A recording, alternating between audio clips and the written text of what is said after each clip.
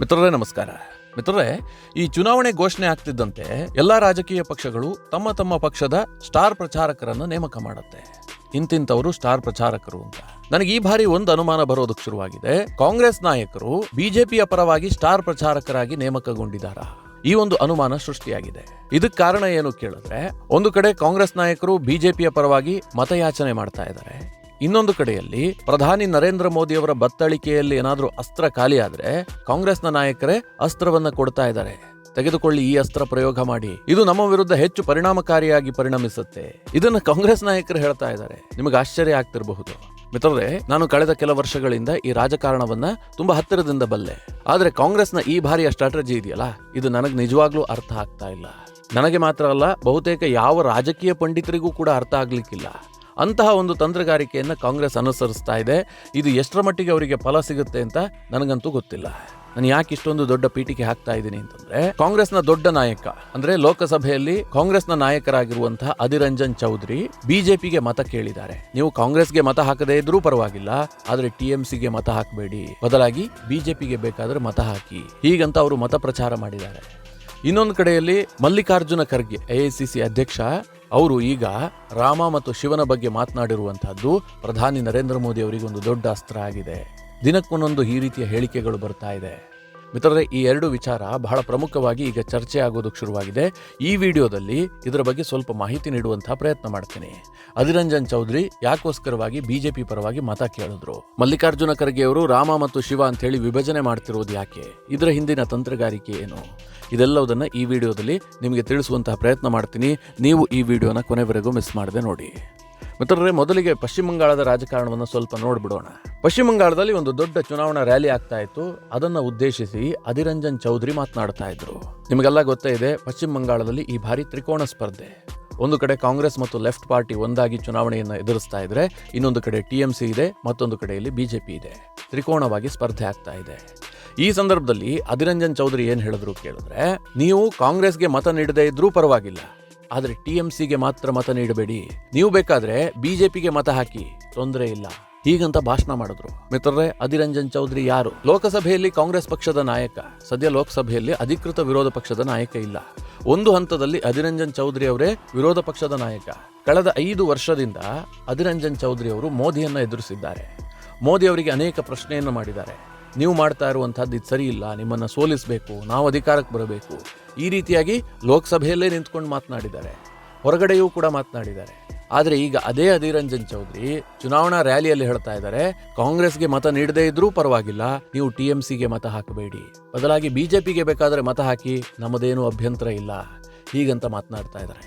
ಮಿತ್ರರೇ, ಇದು ಕಾಂಗ್ರೆಸ್ಗೆ ದೊಡ್ಡ ಮುಜುಗರವನ್ನ ತಂದಿಟ್ಟಿದೆ. ಯಾಕೋಸ್ಕರವಾಗಿ ಅಧೀರ್ ರಂಜನ್ ಚೌಧರಿ ಹೀಗೆ ಮಾತನಾಡಿದ್ರು ಅನ್ನುವಂತಹದ್ದು ಕಾಂಗ್ರೆಸ್ಸಿಗರಿಗೆ ಯಕ್ಷ ಪ್ರಶ್ನೆ ಆಗಿದೆ. ಈಗ ದೆಹಲಿಯಲ್ಲಿ ಕೂತಂತಹ ರಾಹುಲ್ ಗಾಂಧಿ ಇದನ್ನು ಯಾವ ರೀತಿಯಾಗಿ ಜೀರ್ಣಿಸಿಕೊಳ್ಬೇಕು, ಮಲ್ಲಿಕಾರ್ಜುನ ಖರ್ಗೆ ಅವರು ಯಾವ ರೀತಿಯಾಗಿ ಜೀರ್ಣಿಸಿಕೊಳ್ಬೇಕು? ಮಿತ್ರರೇ, ಇದು ಹೇಗಿದೆ, ಕರ್ನಾಟಕದವ್ರು ಹೇಗೆ ಅರ್ಥ ಮಾಡ್ಕೊಳ್ಬೇಕು ಅನ್ನೋದಕ್ಕೆ ಸಣ್ಣ ಉದಾಹರಣೆ ಕೊಟ್ಬಿಡ್ತೀನಿ. ಕರ್ನಾಟಕದಲ್ಲಿ ಸಿದ್ದರಾಮಯ್ಯನವರು ಭಾಷಣ ಮಾಡುವಂತಹ ಸಂದರ್ಭದಲ್ಲಿ, ನೀವು ಯಾವುದೇ ಕಾರಣಕ್ಕೂ ಕೂಡ JDSಗೆ ಮತ ಹಾಕಬೇಡಿ, ಕಾಂಗ್ರೆಸ್ಗೆ ಮತ ನೀಡದೇ ಇದ್ರೂ ಪರವಾಗಿಲ್ಲ, ಬಿಜೆಪಿಗೆ ಮತ ಹಾಕಿ ಅಂತ ಹೇಳದ ಹಾಗಿದೆ. ಅದೇ ರೀತಿಯಾಗಿದೆ ಅಧೀರ್ ರಂಜನ್ ಚೌಧರಿ ಅವರ ಮಾತು. ಈಗ ಬಂಗಾಳದಲ್ಲಿ ಇದು ದೊಡ್ಡ ಸಂಚಲನ ಸೃಷ್ಟಿ ಮಾಡಿದೆ. ಟಿಎಂಸಿ ಸಿಕ್ಕಾಪಟ್ಟೆ ಕಿಡಿಕಾರಿದೆ.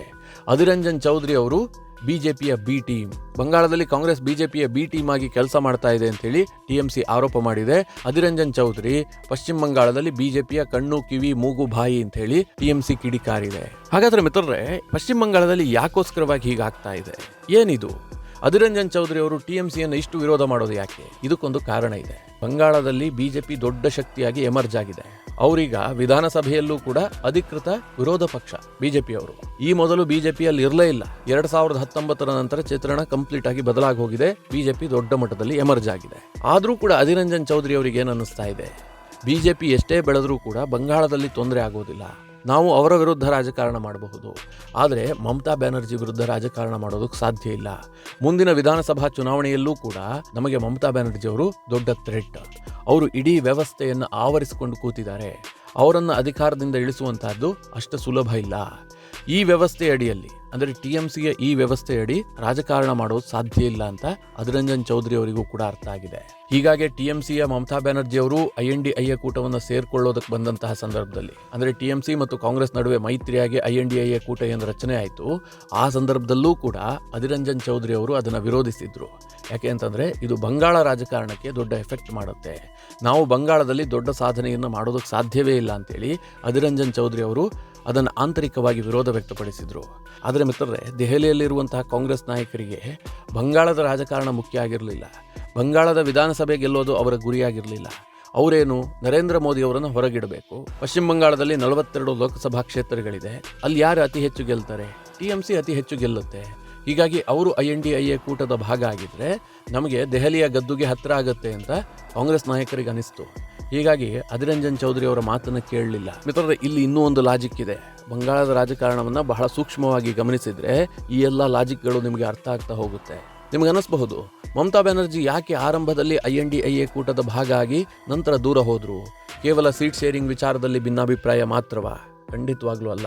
ಮಮತಾ ಬ್ಯಾನರ್ಜಿ ಅವರ ದೊಡ್ಡ ತಂತ್ರಗಾರಿಕೆ ಇದೆ. ಅದೇನು ಕೇಳಿದ್ರೆ, ಮಮತಾ ಬ್ಯಾನರ್ಜಿಗೆ ಆರಂಭದಲ್ಲೇ ಗೊತ್ತಿತ್ತು ನಾನು INDIA ಕೂಟದಲ್ಲಿ ಮುಂದುವರಿಯೋದಕ್ಕೆ ಸಾಧ್ಯ ಇಲ್ಲ ಅಂತ. ಆದರೂ ಕೂಡ ಅವರು ಅದನ್ನು ಜಾಯಿನ್ ಆದರು. ಅದಕ್ಕೆ ಕಾರಣ ಏನು ಕೇಳಿದ್ರೆ, ಈ ಹಿಂದೆ ಕಾಂಗ್ರೆಸ್ನವರು ಮಮತಾ ಬ್ಯಾನರ್ಜಿ ಮೇಲೆ ಒಂದು ಆರೋಪ ಮಾಡ್ತಾ ಇದ್ರು. ಮಮತಾ ಬ್ಯಾನರ್ಜಿ ಅವರು BJPಯ B ಟೀಮ್, ಅವರು ನಮ್ಮ ಕೂಟದಲ್ಲಿ ಭಾಗಿಯಾಗೋದಿಲ್ಲ ಅಂತ. ಒಂದು ವೇಳೆ ಮಮತಾ ಬ್ಯಾನರ್ಜಿ INDIA ಕೂಟದಲ್ಲಿ ಭಾಗಿಯಾಗಿಲ್ಲ ಅಂತಂದ್ರೆ ಕಾಂಗ್ರೆಸ್ನವರು ದೊಡ್ಡ ಮಟ್ಟದಲ್ಲಿ ಪ್ರಚಾರ ಮಾಡ್ತಾ ಇದ್ರು.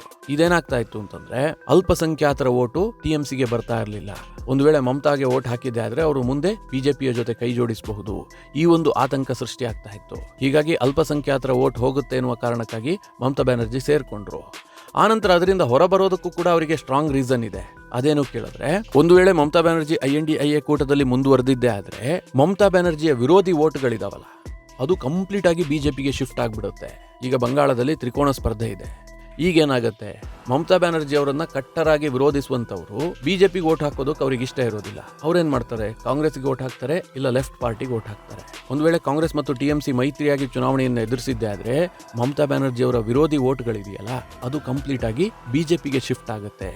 ಇದು ದೊಡ್ಡ ಮಟ್ಟದಲ್ಲಿ ಲಾಸ್ಗೆ ಕಾರಣ ಆಗುತ್ತೆ ಎನ್ನುವಂಥದ್ದು ಮಮತಾ ಬ್ಯಾನರ್ಜಿ ಅವರ ಲೆಕ್ಕಾಚಾರ. ಮಿತ್ರರೇ, ರಾಜಕೀಯ ಅಷ್ಟು ಸುಲಭಕ್ಕೆ ಅರ್ಥ ಆಗುವಂಥ ವಿಚಾರ ಅಲ್ಲ. ಈ ರೀತಿಯ ಸೂಕ್ಷ್ಮಗಳು ದೊಡ್ಡ ಮಟ್ಟದಲ್ಲಿ ಎಫೆಕ್ಟ್ ಮಾಡುತ್ತೆ. 2019ರಲ್ಲಿ ಕರ್ನಾಟಕದಲ್ಲಿ ಆಯ್ತಲ್ಲ, JDS ಮತ್ತು ಕಾಂಗ್ರೆಸ್ ಒಂದಾಗಿ ಹೋದ್ವು. ಆದರೆ ಕಾಂಗ್ರೆಸ್ ಅನ್ನು ಒಪ್ಪಿಕೊಳ್ಳದಂತಹ JDS ಮತದಾರರು BJPಗೆ ಓಟ್ ಹಾಕಿದ್ರು, JDS ಅನ್ನು ಒಪ್ಪಿಕೊಳ್ಳದಂತಹ ಕಾಂಗ್ರೆಸ್ ಮತದಾರರು BJPಗೆ ಓಟ್ ಹಾಕಿದ್ರು. ದೋಸ್ತಿಗಳಿಗೆ ಲಾಭ ಆಗಿಲ್ಲ. ಇದೇ ಪರಿಸ್ಥಿತಿ ಬಂಗಾಳದಲ್ಲಾಗುತ್ತೆ ಎನ್ನುವಂಥದ್ದು ಮಮತಾ ಬ್ಯಾನರ್ಜಿ ಅವರ ಲೆಕ್ಕಾಚಾರ. ಇವತ್ತು ಮಿತ್ರರೇ, ಕಾಂಗ್ರೆಸ್ ಬಳಿಯಲ್ಲಿ 6% ಓಟ್ ಇದೆ, ಲೆಫ್ಟ್ ಪಾರ್ಟಿ ಬಳಿಯಲ್ಲಿ 6% ಓಟ್ ಇದೆ. ಈ ಓಟ್ಗಳು ನಾಳೆ ಏನಾದರೂ BJPಗೆ ಶಿಫ್ಟ್ ಆಗಿದ್ದೆ ಆದ್ರೆ BJPಯ ವೋಟ್ ಶೇರ್ ಒಂದು 3ರಿಂದ 4% ಜಾಸ್ತಿ ಆದರೂ ಕೂಡ ಬಂಗಾಳದಲ್ಲಿ ಒಂದು 10-12 ಸೀಟ್ಗಳು ವ್ಯತ್ಯಾಸ ಆಗಬಹುದು. BJPಗೆ ದೊಡ್ಡ ಲಾಭ ಆಗಬಹುದು ಅನ್ನುವ ಕಾರಣದಿಂದಾಗಿ ಮಮತಾ ಬ್ಯಾನರ್ಜಿ ತ್ರಿಕೋನ ಸ್ಪರ್ಧೆ ಆಗುವಂತೆ ಮಾಡಿದ್ದಾರೆ. ಆದರೆ ಅಧಿರಂಜನ್ ಚೌಧರಿಗೆ ಏನನ್ನಿಸ್ತಾ ಇದೆ, ಮಮತಾ ಬ್ಯಾನರ್ಜಿ ಅವರ ರಾಜಕಾರಣವನ್ನ ಒಪ್ಕೊಳ್ಳೋದಕ್ಕೆ ಸಾಧ್ಯ ಇಲ್ಲ. ಅದಕ್ಕೆ ಅವರು ಕರೆ ಕೊಟ್ಟಿದ್ದಾರೆ, ನೀವು ಕಾಂಗ್ರೆಸ್ಗೆ ವೋಟ್ ಹಾಕದೇ ಇದ್ರೂ ಪರವಾಗಿಲ್ಲ, TMCಗೆ ಮಾತ್ರ ಮತ ನೀಡಬೇಡಿ, ಬೇಕಾದ್ರೆ BJPಗೆ ವೋಟ್ ಹಾಕಿ ಪರವಾಗಿಲ್ಲ ಅಂತೇಳಿ ಅಧಿರಂಜನ್ ಚೌಧರಿ, ಕಾಂಗ್ರೆಸ್ನ ನಾಯಕ, ಈಗ ಕರೆ ಕೊಟ್ಟಿದ್ದಾರೆ. ಇದು ರಾಹುಲ್ ಗಾಂಧಿ, ಮಲ್ಲಿಕಾರ್ಜುನ ಖರ್ಗೆ, ಸೋನಿಯಾ ಗಾಂಧಿ ಎಲ್ಲರಿಗೂ ಕೂಡ ಮುಜುಗರವನ್ನು ತಂದಿಟ್ಟಿದೆ. ಮಿತ್ರರೇ, ಇದಿಷ್ಟು ಬಂಗಾಳದ ರಾಜಕಾರಣ ಆದ್ರೆ ಇನ್ನೊಂದು ಕಡೆಯಲ್ಲಿ ಮಲ್ಲಿಕಾರ್ಜುನ ಖರ್ಗೆ ಅವರ ಹೇಳಿಕೆ ಬಹಳಷ್ಟು ಚರ್ಚೆಗೆ ಕಾರಣ ಆಗಿದೆ. BJPಗೆ ದೊಡ್ಡ ಅಸ್ತ್ರ ಸಿಕ್ಕಂತಾಗಿದೆ. ಮಲ್ಲಿಕಾರ್ಜುನ ಖರ್ಗೆ ಅವರು ಇತ್ತೀಚೆಗೆ ಚುನಾವಣಾ ರ್ಯಾಲಿಯನ್ನು ಉದ್ದೇಶಿಸಿ ಭಾಷಣ ಮಾಡ್ತಾ ಇದ್ರು. ಹೀಗೆ ಭಾಷಣ ಮಾಡುವಂತಹ ವೇದಿಕೆಯಲ್ಲೇ ನಿಂತ್ಕೊಂಡು ಅಲ್ಲಿನ ಕಾಂಗ್ರೆಸ್ ಅಭ್ಯರ್ಥಿಯ ಹೆಸರನ್ನ ಕೇಳ್ತಾರೆ. ಆಗ ಅವ್ರು ಹೇಳ್ತಾರೆ ಶಿವಕುಮಾರ್ ದಹೇರಿಯಾ ಅಂತ. ಮಲ್ಲಿಕಾರ್ಜುನ ಖರ್ಗೆ ಅವರು ತಕ್ಷಣ ಏನ್ ಹೇಳಬೇಕು, ಓಹೋ ಶಿವಕುಮಾರ್, ನೀವು ಬೇಕಾದ್ರೆ ರಾಮನ ವಿರುದ್ಧ ಹೋರಾಟ ಮಾಡಬಹುದು, ಹೀಗಂತ ಒಂದು ಬಾಲಿಶತನದ ಹೇಳಿಕೆಯನ್ನು ಕೊಡ್ತಾರೆ. ಮಿತ್ರರೇ, ಶಿವಕುಮಾರ್ ಅಂತ ಹೆಸರಿಟ್ಟುಕೊಂಡ ತಕ್ಷಣ ರಾಮನ ವಿರುದ್ಧ ಹೋರಾಟ ಮಾಡೋದು ಯಾಕೆ? ಇದರ ಹಿಂದೆ ಒಂದು ಲಾಜಿಕ್ ಇದೆ. ಅದೇನು ಕೇಳಿದ್ರೆ, ಕಾಂಗ್ರೆಸ್ನವರು ಈಗ ದಕ್ಷಿಣ ವರ್ಸಸ್ ಉತ್ತರ ಅನ್ನುವಂಥ ರೀತಿಯಲ್ಲಿ ಡಿವೈಡ್ ಮಾಡೋದಕ್ಕೆ ಹೊರಟಿದ್ದಾರೆ. ಕಳೆದ ಹಲವು ತಿಂಗಳಿನಿಂದ ಇದು ನಡೀತಾ ಇದೆ. ದಕ್ಷಿಣದಲ್ಲಿ ಕಾಂಗ್ರೆಸ್ ಸ್ವಲ್ಪ ಸ್ಟ್ರಾಂಗ್ ಆಗಿದೆ. ಹೀಗಾಗಿ ದಕ್ಷಿಣ ವರ್ಸಸ್ ಉತ್ತರ ಅನ್ನುವಂಥ ಒಂದು ಬೈಫರ್ಕೇಟ್ ಮಾಡುವಂಥ ಒಂದು ಕೆಲಸಕ್ಕೆ ಕಾಂಗ್ರೆಸ್ ಕೈ ಹಾಕಿದೆ. ಈಗ ರಾಮ ವರ್ಸಸ್ ಶಿವ ಅನ್ನುವ ರೀತಿಯಲ್ಲೂ ಕೂಡ ಅದನ್ನು ಬಿಂಬಿಸಬೇಕು, ಹಿಂದೂ ಸಮಾಜವನ್ನೇ ಒಡಿಬೇಕು ಅನ್ನುವಂಥ ಒಂದು ಹುನ್ನಾರ ಇದು. ನಿಮ್ಮ ಮೇಲ್ನೋಟಕ್ಕೆ ನೋಡಿದಂತಹ ಸಂದರ್ಭದಲ್ಲಿ ಇದೊಂದು ಕೇವಲ ಹೇಳಿಕೆಯಾಗಿ ಕಾಣುತ್ತೆ, ಆದರೆ ಉದ್ದೇಶ ಇರುವಂತಹದ್ದಿಷ್ಟೇ. ಇಲ್ಲಿ ಲಾಜಿಕ್ ಏನು ಕೇಳಿದ್ರೆ, ಶಿವನ ಭಕ್ತರೆಲ್ಲರೂ ಕೂಡ ದ್ರಾವಿಡರು, ಅಂದ್ರೆ ಭಾರತದ ಮೂಲ ನಿವಾಸಿಗಳು. ಇದನ್ನ ಬಿಂಬಿಸುವಂತಹದ್ದು ಮಿತ್ರರೇ, ಭಾರತದಲ್ಲಿ ನೆಲೆಸಿರುವಂತಹ 140 ಕೋಟಿ ಜನರು ಕೂಡ ಭಾರತದ ಮೂಲ ನಿವಾಸಿಗಳೇ. ಇವತ್ತು ಯಾವುದೇ ಧರ್ಮ, ಪಂಥ, ಜಾತಿಯನ್ನ ಅವರು ಅನುಸರಿಸ್ತಾ ಇರಬಹುದು, ಆದ್ರೆ ಇವರೆಲ್ಲರೂ ಹುಟ್ಟಿದ ಭಾರತದಲ್ಲೇ, ಇವರ ಜೀನ್ಸ್ ಎಲ್ಲ ಇರುವಂತಹದ್ದು ಭಾರತದ್ದೇ. ಇಲ್ಲಿ ಯಾರ್ದೋ ಜೀನ್ಸು ಯುರೋಪ್ನ ಜೀನ್ಸ್ಗೆ ಮ್ಯಾಚ್ ಆಗೋದಿಲ್ಲ. ಇದು ಕಾಂಗ್ರೆಸ್ ನಾಯಕರಿಗೂ ಗೊತ್ತು. ಆದ್ರೆ ಒಡಿಬೇಕಲ್ಲ ಸಮಾಜನ, ಆ ಮೂಲಕವಾಗಿ ರಾಜಕೀಯ ಲಾಭವನ್ನು ಪಡೆದುಕೊಳ್ಳಬೇಕಲ್ಲ. ಅದಕ್ಕೋಸ್ಕರವಾಗಿ ಶಿವನ ಭಕ್ತರೆಲ್ಲರೂ ಕೂಡ ದ್ರಾವಿಡರು, ರಾಮನ ಭಕ್ತರೆಲ್ಲರೂ ಕೂಡ ಆರ್ಯರು, ವೈಷ್ಣವರು ಆರ್ಯರು. ಈ ಒಂದು ರೀತಿಯಲ್ಲಿ ಹಿಂದೂ ಸಮಾಜವನ್ನು ಒಡೆದಿದ್ದೆ ಆದ್ರೆ ಕಾಂಗ್ರೆಸ್ನವರಿಗೆ ಲಾಭ ಆಗುತ್ತೆ. ಇದು ಲೆಕ್ಕಾಚಾರ. ಅದಕ್ಕೆ ಮಲ್ಲಿಕಾರ್ಜುನ ಖರ್ಗೆ ಅವರು ಹೇಳ್ತಾರೆ, ಓ ಶಿವಕುಮಾರ ಆದ್ರೆ ನೀವು ರಾಮನ ವಿರುದ್ಧ ಹೋರಾಡಬಹುದು, ನಾನು ಕೂಡ ಮಲ್ಲಿಕಾರ್ಜುನ, ಅಷ್ಟಲಿಂಗಗಳ ಪೈಕಿಯಲ್ಲಿ ನನ್ನ ಹೆಸರು ಕೂಡ ಇದೆ. ಈ ರೀತಿಯಾಗಿ ಬಾಲಿಶತನದ ಒಂದು ಹೇಳಿಕೆಯನ್ನು ಕೊಡ್ತಾರೆ. ಮಿತ್ರರೇ, ಈಗ ಇದು ಬಿಜೆಪಿಗೆ ದೊಡ್ಡ ಆಹಾರವಾಗಿದೆ. ನರೇಂದ್ರ ಮೋದಿ ಅವರು ಇದರ ವಿರುದ್ಧ ಕಿಡಿಕಾರಿದ್ದಾರೆ. ಮೊಘಲರಿಂದಲೇ ಹಿಂದೂ ಸಮಾಜವನ್ನು ಒಡೆಯೋದಕ್ಕೆ ಸಾಧ್ಯ ಆಗಿಲ್ಲ, ಈಗ ಕಾಂಗ್ರೆಸ್ನವರು ಒಡೆಯೋದಕ್ಕೆ ಹೊರಟಿದ್ದಾರೆ. ಇವರಿಂದ ಸಾಧ್ಯ ಆಗುತ್ತಾ ಅಂತ ನರೇಂದ್ರ ಮೋದಿ ಅವರು ಪ್ರಶ್ನೆ ಮಾಡ್ತಾರೆ. ಉತ್ತರ ಪ್ರದೇಶದ ಯೋಗಿ ಆದಿತ್ಯನಾಥ್ ಅವರು ಕೂಡ ಇದರ ವಿರುದ್ಧ ಕಿಡಿಕಾರಿದ್ದಾರೆ. ಈ ರೀತಿಯಾಗಿ ಸಮಾಜವನ್ನು ಒಡೆಯುವಂತಹ ಹುನ್ನಾರವನ್ನ ನಾವು ಸಹಿಸಿಕೊಳ್ಳೋದಿಲ್ಲ, ನಾವು ಇದರ ವಿರುದ್ಧ ಹೋರಾಡ್ತೀವಿ ಅಂತೇಳಿ ಯೋಗಿ ಆದಿತ್ಯನಾಥ್ ಕೂಡ ಹೇಳಿಕೆ ಕೊಟ್ಟಿದ್ದಾರೆ. ಅಂದ್ರೆ ಮಿತ್ರರೇ, ಕಾಂಗ್ರೆಸ್ ನಾಯಕರ ಮಾತುಗಳೇ ಈಗ ಬಿಜೆಪಿ ಅವರಿಗೆ ಅಸ್ತ್ರವಾಗ್ತಾ ಇದೆ. ರಾಹುಲ್ ಗಾಂಧಿ ಹೇಳ್ತಾರೆ ವೆಲ್ತ್ ಡಿಸ್ಟ್ರಿಬ್ಯೂಷನ್ ಆಗಬೇಕು ಅಂತ. ಇದನ್ನ ಬಿಜೆಪಿ ಅವರು ದೊಡ್ಡ ಮಟ್ಟದಲ್ಲಿ ಪ್ರಚಾರ ಮಾಡ್ತಾ ಇದ್ದಾರೆ. ನರೇಂದ್ರ ಮೋದಿ ಅವರು ಎಲ್ಲೂ ಕೂಡ ಹಿಂದೂ ಮುಸ್ಲಿಂ ಅಂತ ಮಾತನಾಡಿರಲಿಲ್ಲ, ಈ ಬಾರಿ ಚುನಾವಣೆಯಲ್ಲಿ ಮಾತನಾಡೋದಕ್ಕೆ ಶುರು ಮಾಡಿದ್ರು. ಇದಕ್ಕೆ ಕಾರಣ ಏನು? ರಾಹುಲ್ ಗಾಂಧಿ ಅವರ ಸ್ಟೇಟ್ಮೆಂಟು, ಅವರ ಪ್ರಣಾಳಿಕೆ. ಈ ರೀತಿಯ ಹೇಳಿಕೆಗಳನ್ನು ಕೊಡುವ ಮೂಲಕ ಕಾಂಗ್ರೆಸ್ಸೇ ಬಿಜೆಪಿ ಅವರಿಗೆ ಅಸ್ತ್ರಗಳನ್ನು ಕೊಡ್ತಾ ಇದೆ. ಮಿತ್ರರೇ, ಬಂಗಾಳದಲ್ಲಿ ಅಧೀರ್ ರಂಜನ್ ಚೌಧರಿ ಅವರ ಹೇಳಿಕೆ ಮತ್ತು ಮಲ್ಲಿಕಾರ್ಜುನ ಖರ್ಗೆ ಅವರ ಹೇಳಿಕೆ, ಇದರ ಬಗ್ಗೆ ನಿಮಗೇನು ಅನಿಸುತ್ತೆ?